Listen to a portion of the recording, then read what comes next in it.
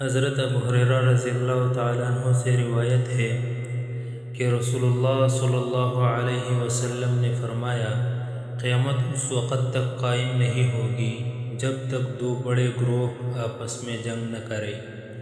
ان دونوں کے درمیان بڑی جنگ ہوگی، حالانکہ دونوں کا دعویٰ ایک ہی ہوگا، اور قیامت سے پہلے بہت سے جھوٹے دجال ظاہر ہوں گے۔ ہر ایک یہ دعویٰ کرے گا کہ وہ اللہ تعالیٰ کا رسول ہے، اور علم اٹھا لیا جائے گا۔ زلزلے کثرت سے ہوں گے، زمانہ قریب ہو جائے گا، فتنے ظاہر ہوں گے، قتل بہت بڑھ جائے گا، اور مال کی فراوانی ہو جائے گی۔ حوالہ صحیح البخاری، صحیح مسلم۔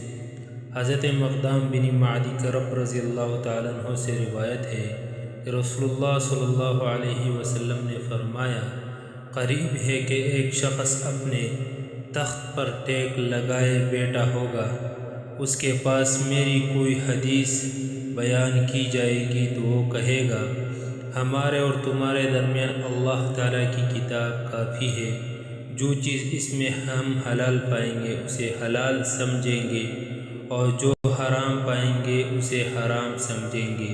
سن لو، رسول اللہ صلی اللہ علیہ وسلم نے جس چیز کو حرام قرار دیا ہے وہ بھی اسی طرح حرام ہے جیسے اللہ تعالیٰ کی حرام کردہ چیز۔ حوالہ سنن ابی داؤد۔